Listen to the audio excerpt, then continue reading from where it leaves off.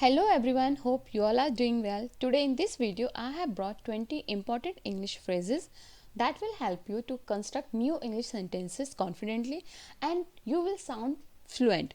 So what you have to do is that you have to watch this video till the end and practice each and every phrases after me. Okay? And only then you will be able to speak fluently.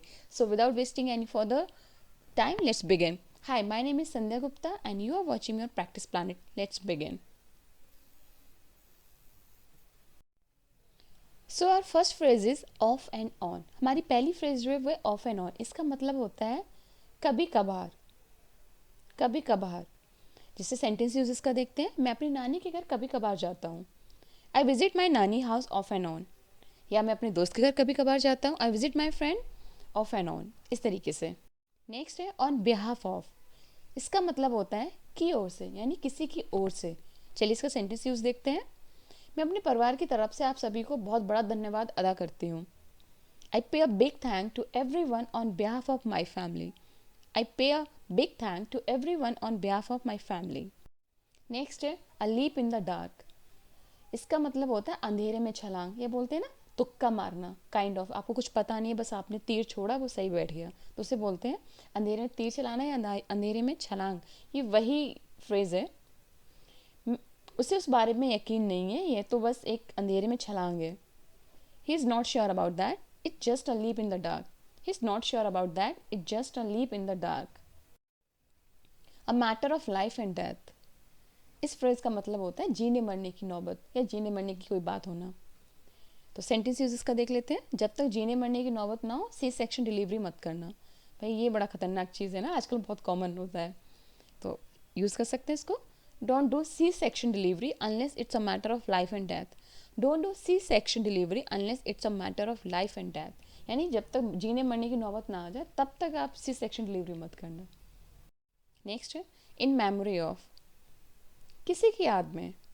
Sentence use देखते हैं. उसने अपने गांव में अपने दादा की याद में मंदिर बनवाया. He got constructed a temple in his village in memory of his grandfather. He got constructed a temple in his village in memory of his grandfather. Come again.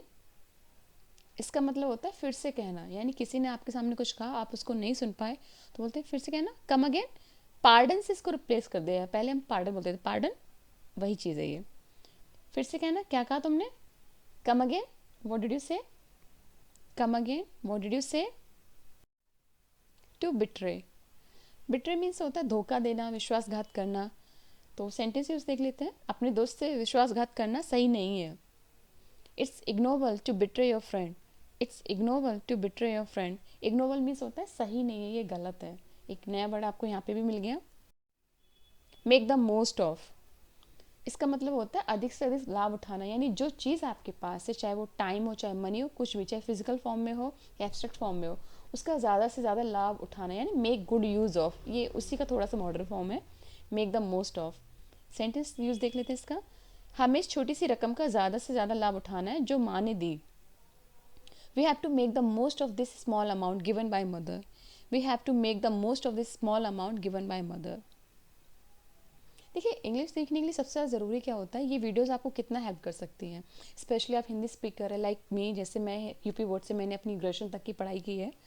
तो इन सेंटेंसेस आपको क्या होगा, आप इनको बोल बोल कर प्रैक्टिस कीजिए. इससे क्या होगा कि आपकी जो माउथ मसल्स है ना, उनको थोड़ी प्रैक्टिस हो जाएगी सेंटेंसेस को डिलीवर करने की. और ये सबसे बड़ी चीज़ है. आप किसी के सामने से छोटा सा सेंटेंस बोलो, मगर आप एक रिदम के साथ, एक कॉन्फिडेंस के साथ बोलते हैं ना, तो वो आपका बोलना इंप्रेसिव लगता है.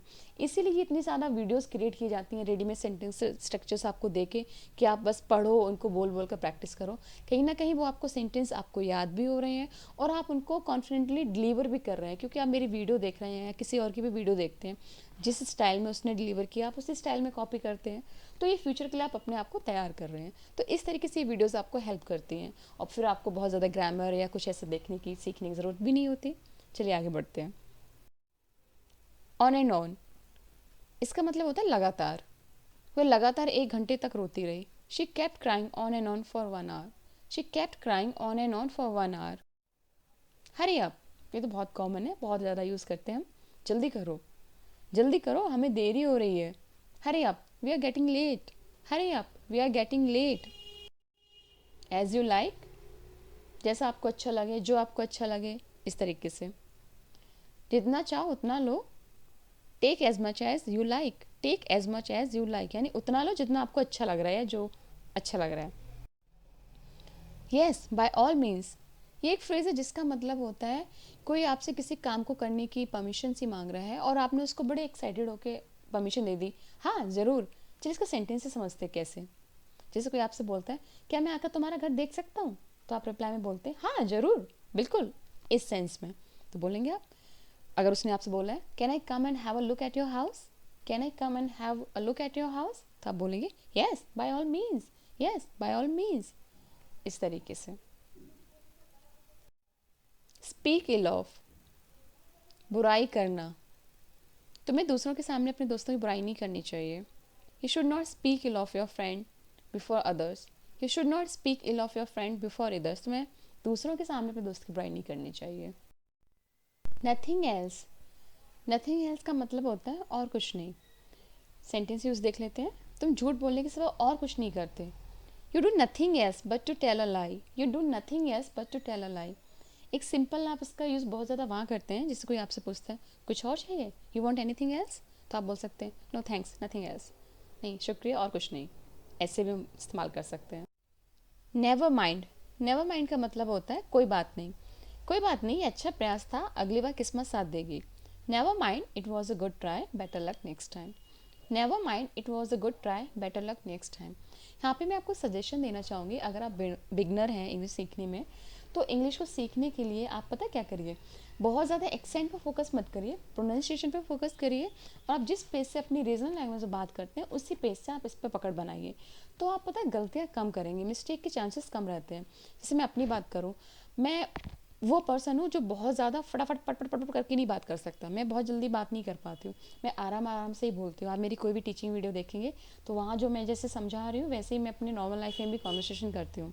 अगर मैं जल्दी जल्दी बोलना शुरू करूँगी ना तो मैं बहुत गलतियाँ करती हूँ। तो ये मैंने नोटिस किया कि आप अपनी पेस से आप अपनी उस लैंग्वेज को पकड़ें, चाहे इंग्लिश हो या आपकी खुद की लैंग्वेज हो, तो आप गलतियाँ नहीं करेंगे।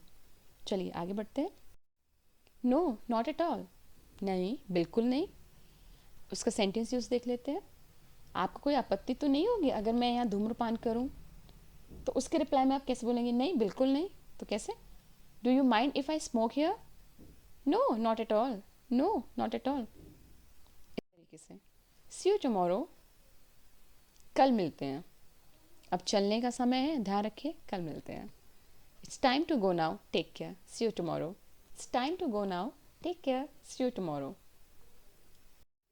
ऑन पर्पस, ऑन पर्पस का मतलब होता है जानबूझकर।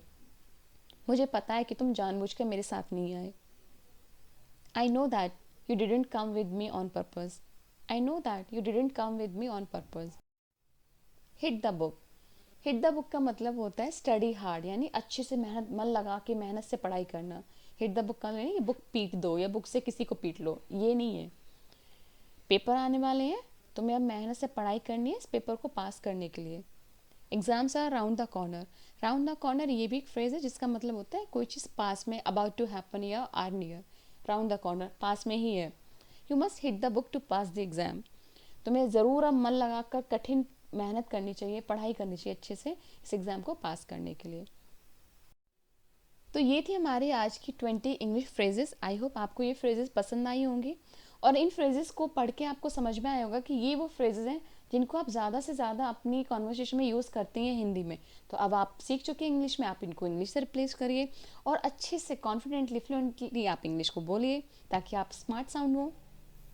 और हाँ, अगर आपको ये वीडियो पसंद आई हो तो मेरी वीडियो को लाइक ज़रूर कर लेना और चैनल पे नए हैं तो चैनल को सब्सक्राइब ज़रूर कर लेना और पास में मेरे बेल आइकन को ज़रूर प्रेस करना ताकि आपको मेरी आने वाली हर वीडियो की नोटिफिकेशन बिल्कुल टाइम से मिल जाए। आज की इस वीडियो के लिए इतना ही, मिलते हैं फिर नई वीडियो में नए कंटेंट के साथ।